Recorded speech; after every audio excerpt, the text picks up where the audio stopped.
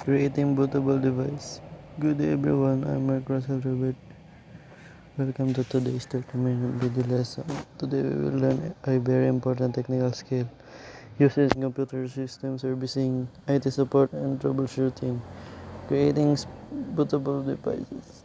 A bootable device allows a computer to start or boot from a USB flash drive instead of the hard drive. This is essential for installing operating system, repairing computers, or diagnosing system issues. By the end of this lesson, you'll know what a bootable device is, why we need it, and how to create one step by step. Part 1. What is a bootable device? A bootable device is any storage device that contains a complete boot-ready copy of operating system or recovery tool. It allows the computer to start from it when powered on. Examples of bootable devices: USB flash drive, external hard drive, and CD/DVD older systems. Most commonly used today is the bootable USB flash drive. Part 2. Why do we create bootable devices? There are many important reasons why bootable devices are used.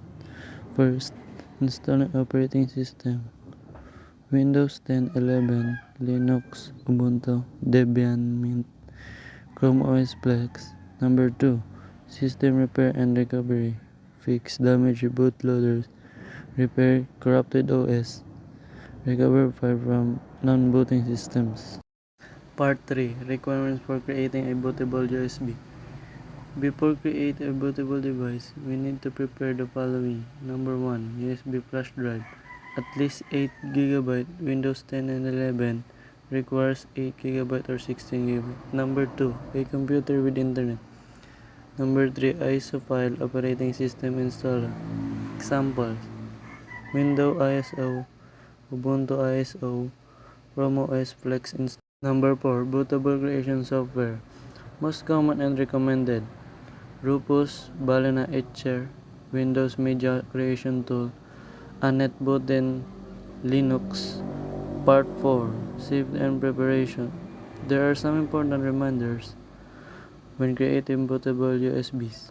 Number 1. Back up the USB. Creating a bootable USB will delete all existing files. Number 2. Download ISO from official sources. Avoid viruses or modified installers. Number 3. Match OS architecture, 30-bit versus 64-bit. Number 4. Make sure the correct USB is selected. Wrong USB, lost files. Number 5. Use reliable USB brand. Part 5. Demonstration. Creating a Windows bootable USB. Now, let's walk through how to create bootable USB for Windows using Rufus, one of the most popular tools. Step-by-step guide using Rufus. Number 1. Download Rufus. Go to rufus.ie. Download the latest version small portable program. Number 2. Insert your USB flash drive. Number 3. Open Rufus. It automatically detects your USB. Number 4. Select the USB device. Number 5. Click Select. Choose your Windows ISO from your computer. Number 6. Set the following option: partition SIM, GPT, target system, UEFI, non-CSM, file system, NTFS, volume label, Windows 10, 11 USB. Number 7. Click Start. Warning: USB will be formatted. Click OK. Number 8. Wait 15 minutes. Progress bar will show status. Part 6. Demonstration.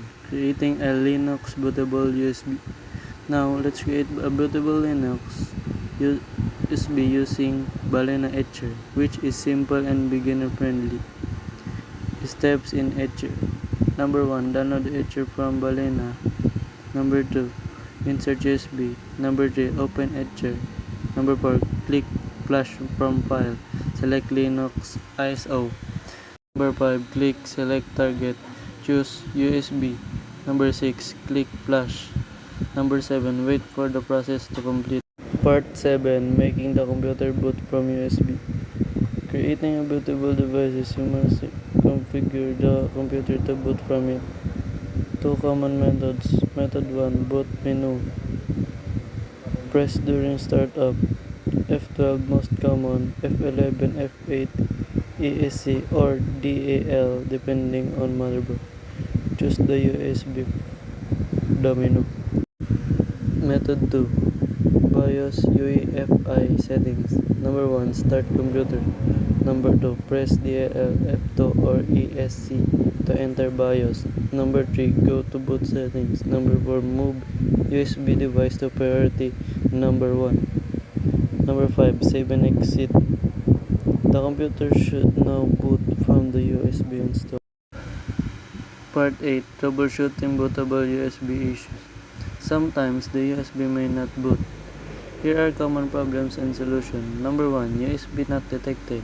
Try plugging into USB 2.0 port. Avoid USB hubs.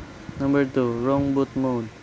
Legacy versus UEFI mismatch. Match your UFO settings to BIOS mode. Number 3, corrupted ISO. Re-downloading from official site. Number 4, faulty USB. Replace USB if old or damaged. Conclusion. And that completes our lesson on creating bootable devices.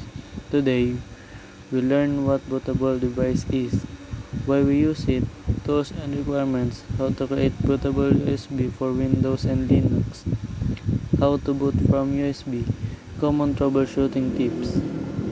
This is essential skills for any technical or IT student. Mastering this will help you install operating system, fix computer and troubleshoot PCs with confidence. Thank you for watching and see you in next lesson.